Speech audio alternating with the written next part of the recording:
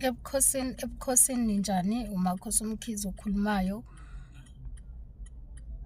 Kusuke kwenze njani uma uboniswa utshela abantu iy'ndaba zabo? Une-sure ukuthi iqiniso ubonisiwe and ngempela leyo nto yenzeke, kodwa abantu hlezi bekuphikisa, abakukholwa. Hhayi ukuthi abakukholwa nje, abafuna ukukuthatha serious, kodwa uyabatshela into yenzeke futhi ihlezi zenzeka izinto. Nawe une-sure uzogcina udikibala nawe ukhathala ukuthi njalo utshela abantu iy'ndaba zabo, kodwa akekho umuntu okuthathela ekhanda, abakuthatheli serious.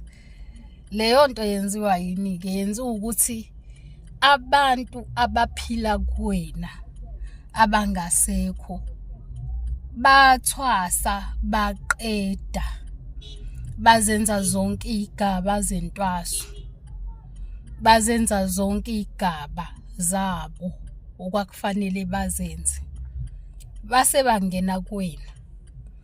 Wena akukho okwenzile, wena unayo i-connection eyanele, noma wena uplakile lo mngoma kuwena, noma wena lesi sipha usiplakile. Yebo bona bayasebenza, but abantu abaphikisi labantu abakutshela ibonakaliso, baphikisa wena ngoba wena awenze lutho ezivumelwane sakho nabaphansi ukuthi yebo uvumile nje, kodwa ayikho into oyenzile.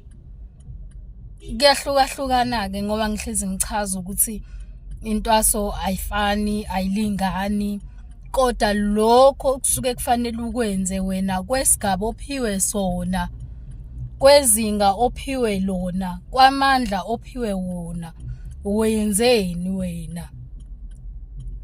Ngoba ezinye izinto okunye uyahamba ukuthenge wenze kulungile, kodwa okunye kudinga imigidi, kudinga iy'gaba zakhona, kudinga i-process yakhona efanele okuyiyona yona. Uthi uma ukhuluma nabantu nawe bayazi ukuthi isangoma lesi esikhulumayo, nawe bayazi ukuthi umprofethi lo okhulumayo, ngokuhlukahlukana. Manje mawukuthi laba phansi basahamba bodwa batshela wena utshela abantu, labantu obatshelayo mhlampe nabo banemimoya, nabo bagadiwe, banalento yokuthi hayibo siyamuzwa, mhlampe baze bezwe omunye umuntu oseceleni kunawo, siyamuzwa, kodwa not ukuthini, hhayi ukuthi uqamba amanga, ukhuluma iqiniso. And leyo nto iyenzeka futhi umuntu umeke nje wa-ignore isibonakaliso omtshela sona, noma into oyithunyiwe ngempela ivele yenzeke.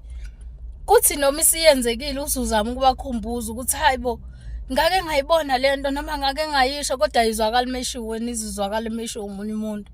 Why?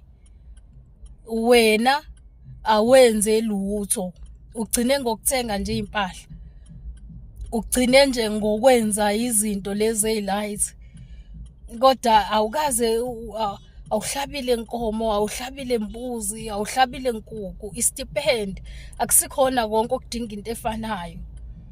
Sometimes omunye kunezinto ayizibile, mhlawumbe amabhaya awazibile, izinto ayizibile.